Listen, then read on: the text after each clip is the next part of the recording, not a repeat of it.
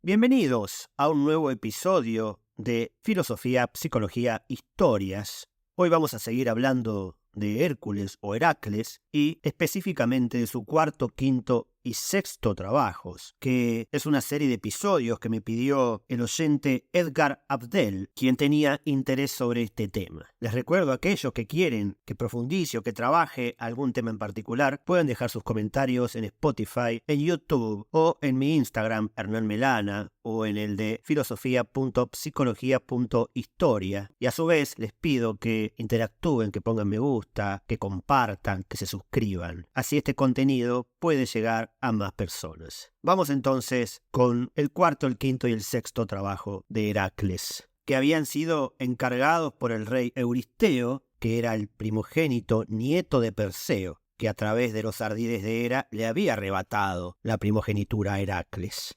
Así que esta cuarta hazaña consistía en entregar al rey indemne una criatura que estaba consagrada a Ártemis. Es decir, era la segunda criatura consagrada a Ártemis que le pedía. Y esta era el jabalí de Erimanto, que asolaba la región de las montañas de Erimanto. En su viaje a esas montañas, Heracles se cruzó con Folo, que era el hijo de Sileno, un centauro. Y como todos estos animales mitológicos, mitad hombre, mitad caballo, recibió a su huésped hospitalariamente y le puso delante carne asada, mientras él comía su parte cruda. Pero cuando Heracles pidió un buen trago para acompañar el sabroso alimento, Folo le dijo: «Querido huésped, hay en efecto una tinaja en mi bodega, pero pertenece a todo mi pueblo en común, y titubeo en hacerla abrir, pues conozco el poco interés que los centauros tienen por los extranjeros». Y Heracles le dijo: «Ábrela sin miedo, yo te defenderé contra cualquier ataque, puesto que tengo sed». Ahora bien, Dionisos, el dios del vino, le había dado esta tinaja a un centauro, ordenándole que no la abriera hasta que, pasadas 4 generaciones, Heracles visitara esa región.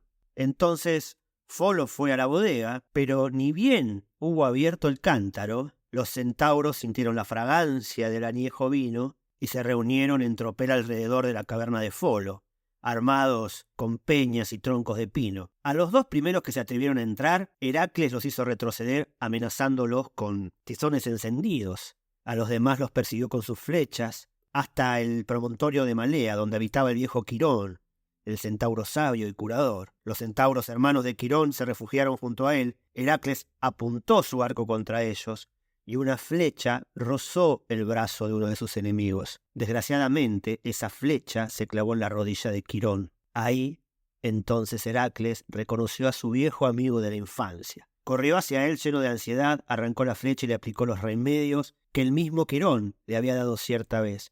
Pero la herida estaba empapada con el veneno de la hidra y no podía cicatrizar. El centauro se hizo conducir a su caverna, donde quería morir en los brazos de su amigo. El pobre Quirón había olvidado que era inmortal y que su agonía duraría eternamente. Heracles se despidió de él con muchas lágrimas y prometió enviarle a cualquier precio a la muerte para que lo liberase. Bien, nosotros sabemos por el relato de Prometeo que Heracles cumplió su palabra. Pero sigamos ahora con este relato. Heracles regresó junto a Folo y lo encontró muerto en su caverna, porque había sacado la flecha del cuerpo de uno de sus hermanos, y mientras la tenía en su mano, maravillado por esa herramienta tan pequeña que podía derribar poderosas criaturas, la flecha envenenada se le deslizó y lastimó su piel, matándolo instantáneamente. Heracles lo enterró debajo de una montaña que desde entonces se llama Foloa. El héroe continuó su camino en busca del jabalí, lo hizo salir de la maleza, lo siguió hasta las cimas nevadas, atrapó al animal con un lazo y lo llevó a Micenas, vivo como le habían ordenado. Después de esto, Euristeo le envió el quinto trabajo, que era algo más indigno de un héroe, porque debía limpiar los establos de Augías en un solo día. Augías era un rey, el rey de Élide, y poseía innumerables tropas de ganado. A todos sus animales los guardaba en un corral frente al palacio. Eran 3000, y habían vivido allí mucho tiempo, así que en el transcurso de los años se habían acumulado grandes montañas de estiércol. Heracles debía limpiarlo en un solo día. Además de ser humillante, era casi imposible de realizar. Cuando el semidios se encontró en presencia de Augías y se ofreció para cumplir tal servicio, sin mencionar que se trataba de una orden, el rey vio a ese hermoso joven con su piel de león y no dudó en contener una risa, y dijo que si lo hacía le iba a dar una recompensa sustancial. Le iba a dar la 10ª parte de su ganado.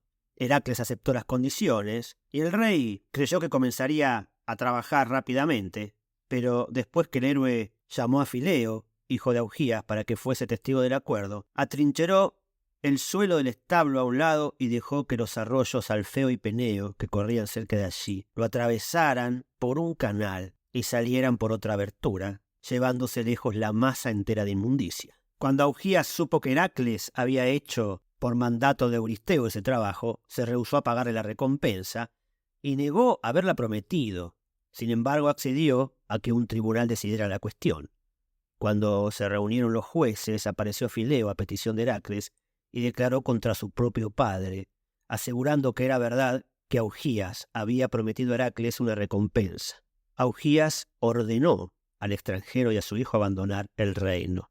Cuando llegó a la corte de Euristeo, Euristeo dijo que no se tomaba en cuenta ese trabajo porque Heracles había pedido paga por él y lo invitó enseguida a un 6º trabajo, que era conducir lejos a las aves estinfalides, que eran aves de rapiña, tan grandes como aguiluchos, y estaban armadas con alas, picos y garras de hierro. Tenían sus nidos alrededor del lago Estinfalo, en Arcadia. Podían lanzar sus plumas como flechas y perforar hasta una coraza de bronce con sus picos. En toda aquella región habían destrozado innumerables hombres y bestias. Después de un corto viaje, Heracles llegó al lago, que reposaba en la sombra de 2 altos árboles.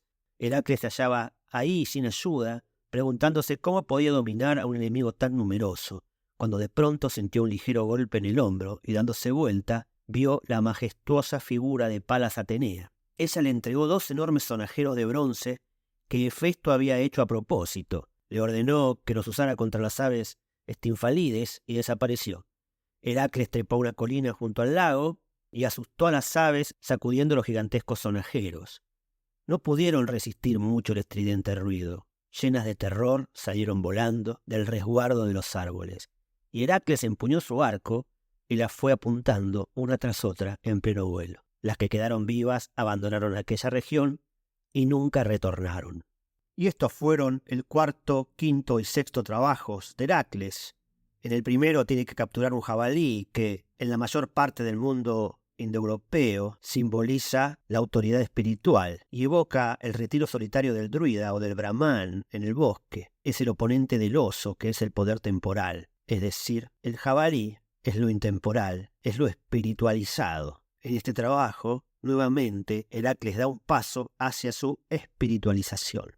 Pero para ello debe cruzarse con los centauros y sobre todo con Quirón, que queda con una herida incurable. Esta herida viene de una flecha, que en manos de Heracles no es lo mismo que en manos de Apolo, que es el arquetipo del portador de las flechas, el símbolo solar. Esta herida de pie simboliza la incurable herida del alma, la ausencia de justa medida que rige la interdependencia de alma y cuerpo. Sanador del cuerpo, Quirón padece un mal incurable. Recordemos que de Quirón viene la quiromancia, donde se aunan con la intención médica muchas prácticas supersticiosas de la magia. En este caso, el opuesto a Quirón sería Apolo, el verdadero inspirador, el iniciador, que va más allá de la curación del cuerpo. Nuevamente, es una invitación hacia la espiritualización. Luego tiene que humillarse Heracles, es decir, volverse humilde. Humilde viene de humus, de estar cerca de la tierra. Y tiene que limpiar los establos de inmundicia, algo indigno para su posición de héroe. Él lo hace con ingenio.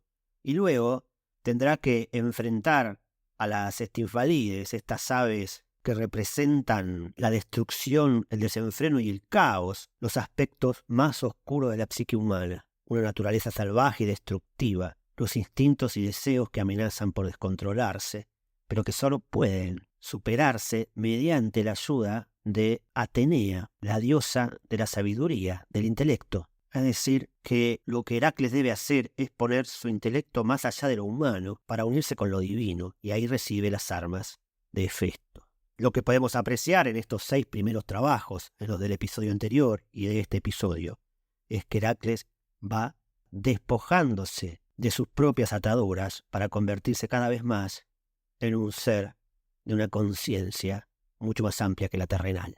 Me despido con 3 frases de Jorge Luis Borges, una de su libro Ficciones, otro del Aleph y otro de un discurso que dio cuando le dieron el premio Cervantes en 1980, que habla sobre los mitos.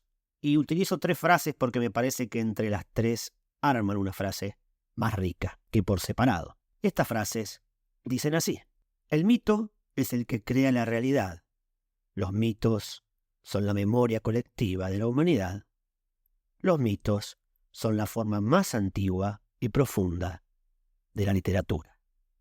Gracias. Y si quieres apoyar este contenido, también puedes adquirir mis libros, que puedes encontrar en Mercado Libre, en Amazon, o los puedes solicitar directamente en mi Instagram, Hernán Melana, y además poder anoticiarte de los cursos grabados, dictados y por dictarse. Muchas gracias y hasta el próximo episodio.